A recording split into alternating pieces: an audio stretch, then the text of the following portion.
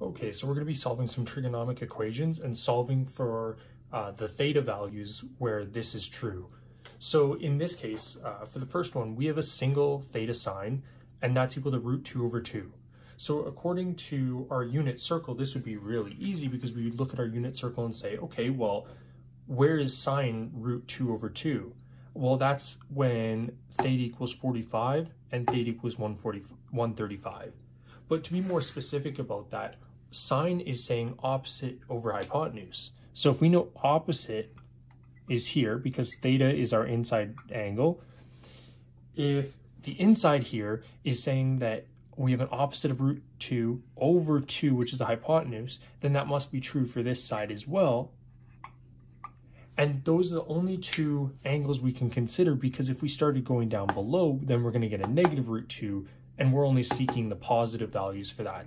So this is one of our specific special triangles, and that exists where theta equals 45 and theta equals 135.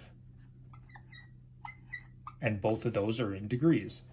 But then the other thing we would have to consider as well is that because this is an unbounded equation, aka it's not on an interval of just 0 to 360, then we can technically say both of these are going to add 360 n, where n is an element of the integers. So what that means is that, well, yes, we can have 45, but then for any value of 360 or return to that spot with an extra 360, it will be the same thing. And that's the same as this 135. We can add 360 to it, and it's always going to equate to that root 2 over 2. What about if we say we want to state it in terms of radians? Well, in terms of radians, 45 is actually just equal to pi over 4. And 135 is actually just equal to 3 pi over 4. And then the only difference we say here is if we're going to add, for every interval we're going to add, well, what's 360 in terms of radians? It's just 2 pi. So that's the only difference, and n is still on an element of the integers. So that would be our solutions for sine theta. All right, so for this problem, we're saying we want to equate cos theta and sine theta, and what value does that occur at? Well, I would argue that it's going to occur at our special triangle of 1, 1 and root 2. And what I mean by that is if we place our special triangle of 1, 1 and root 2 here, and we do the same thing over here, then I'm going to argue that that's going to give us the proper value here. So let's say it's going to be plus or minus 1 over root 2 for our values. Okay, well, what is that going to give us for theta? For theta, that's going to give us 45 degrees, and then that's also going to give us 225, and we can see that within the brackets. That's actually just an equivalent statement of writing 1 over root 2, gives you that exact same thing. So in this case, if we said that our theta that matches that is equal to 45, and our other one is 225 degrees, then for this one, yet again, we can write it over an extra interval of 360n, where n is an element of the integers. And then what if we wanted to write that in terms of radians? Well, we'd say that's equal to pi over 4. And then the other option is 5 pi over 4. And then plus 2 pi n, where n is an element of the integers. Okay, so why does this work? We should clarify why it can't be the other quadrants. Well, it can't be the other quadrants because we need sine and cos to be the same. Well, what's cos? It's adjacent over the hypotenuse, so it's going to be 1 over root 2. Sine is opposite over the hypotenuse, so yes, we get the same value, 1 over root 2 and 1 over root 2. What about over here? We get negative 1 over root 2 for sine, and we get negative 1 over root 2 for cos, so we're good to go here. But if we did them in any other quadrant, well, if the triangle was here, then we're going to get a positive 1 for sine over that one, and it leads to opposite signs for the cos and sine. So these are the only two quadrants that work, so we know our solution fits. Okay, so now we have a problem that kind of looks like a polynomial here. And what I always like to do with these is that sometimes this can be confusing for students. They go like, oh, where do I start with this? Well, what if I was to say, let's let x equal to cos theta. Okay, so with this information, then we would say 2x squared plus x is equal to 0. And then we just need to simply factor this, which means let's factor in an x equals 0. And now let's just re-sub back in whatever our value for x was. So in this case, we're going to say cos theta 2 cos theta plus 1. And then now we just have to work with these independently. So we have cos theta equals 0, and we have cos theta equals -1/2. And that's just from rearranging that equation. So moving the 1 over past the 0 and then saying divide by 2 at that point. So now we want to say, okay, well, what are these independently? So where do these equal? So we're going to say that cos is equal to 90 degrees because it's 0 at that value, and cos is equal to 270 because it's 0 at that value. And we can double check this on our calculator by just doing arc cos and then 0 in that value. So we know that, let's set that equal to 0 as well. So theta will be equal to 90 and it will equal to 270. And then in equivalent radian terms, this is pi over 2 and this is 3 pi over 2, okay? What about this side? So we're gonna say that where does it equal -1/2? Well, -1/2 occurs at 120 and 240. And we know this from our unit circle because it exists where cos is equal to -1/2. And similarly, it's equal to 240 over here. So let's write out those two values. Theta is equal to 120 and 240. And then in radians, those are actually equal to 2 pi over 3 and 4 pi over 3. And of course, we could do what we did on the last problem where we said, okay, well, we're going to add 360 to the top ones here with n, and then we're going to add 2 pi n to the bottoms here. But in this case, let's just leave it as this, just to have a simplified answer, just on the interval of 0 to 360 or 0 to 2 pi. Okay, then we have the same scenario over again, but this time we're using sine values. So let's let x equal to sine theta. So that should simplify it. So now we're going to say 2x squared minus x minus 1. Now we just need to factor it like a regular polynomial. So in this case, we're saying what multiplies to make -1 or -2 and then adds to make -1.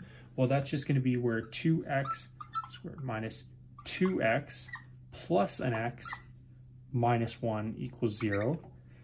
Now we just need to factor this. So we're going to say pull out a 2 and an x from the first term. That leaves us with x minus 1 plus 1 x minus 1. Rewrite it as 2x plus 1 with x minus 1 equals 0. Now we just need to resub back in our x value for here. So now we have 2 sine theta plus 1 with sine theta minus 1 on the other side. Okay, so and then that's still equal to 0.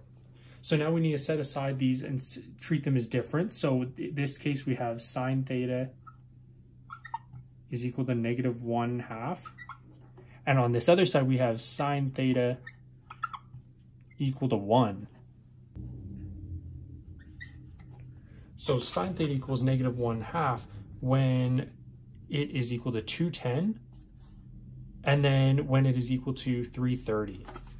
So we can actually write those in as 210 and 330.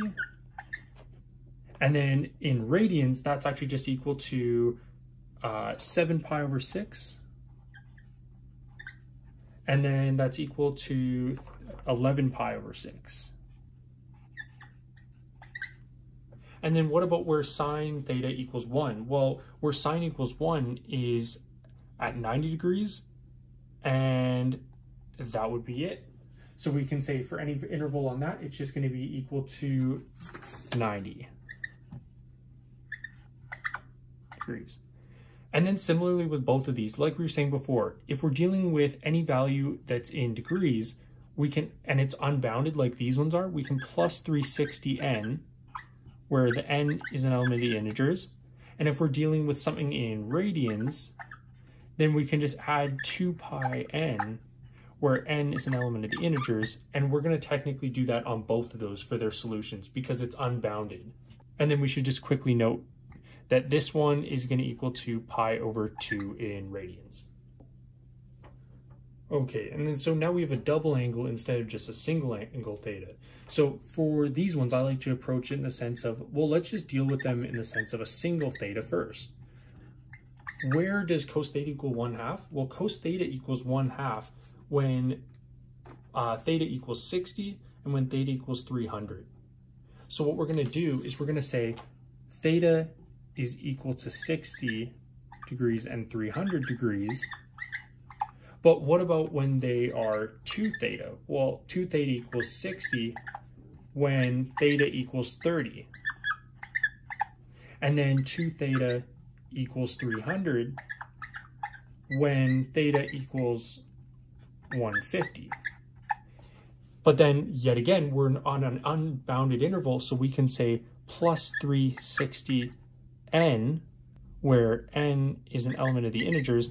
But what's the key component we're missing here? Well, if we divided each of these by 2 to get their single thetas, then we also have to divide this by 2. And that will give us our solution of our added interval. And then finally, you can put these in terms of radians, but just for the sake of these problems, I'm just going to keep them in degrees for this one. Okay, and then we have tan 4 theta equals -1. So specifically, I want to understand where tan theta equals -1 first. And so let's draw a coordinate system that represents this. So using special triangles, we actually know that this is the case for these two areas, because we're going to say that if this is -1 here, and this is 1, and this is root 2, which is one of our special triangles, then okay, this will give us the right answer because tan is going to be opposite over adjacent. So 1 over -1, which is -1. Okay, so we got that right. And then we're going to say for this one that this one's going to be 1 and this is going to be -1. So we're going to get that same scenario of theta because we're going to say it's opposite 1 over -1. Okay, so we have our right special triangles here and our right sections, but what's those angles? Well, those angles are actually just going to be currently under here. We're going to say that they are 135 and then 315. They're those two angles directly across from each other. And you can confirm that by doing arctan -1. That will give you both the 135, and then you'll just have to use the acute angle to get this negative angle here, or this angle here in the fourth quadrant. So we know that theta is equal to 135 degrees and 315 degrees. But then what is that in regards to 4 theta? Because that's what we want to solve it for. Well, 4 theta is equal to 135, which gives us a singular theta of 33.75. And 4 theta is equal to 315 when a singular theta is equal to 78.75. And yet again, these are added over 360n, where n is an element of the integers, but we have to make sure to divide by that same amount that we divided by to get the singular theta. So in this case, divide by 4. And then yet again, the theta, I'm just going to put them in terms of degrees, but you can put them in terms of radians. It would be a little tougher here, just because you're not going to get whole numbers specifically, but in this case, it looks nicer to have degrees here.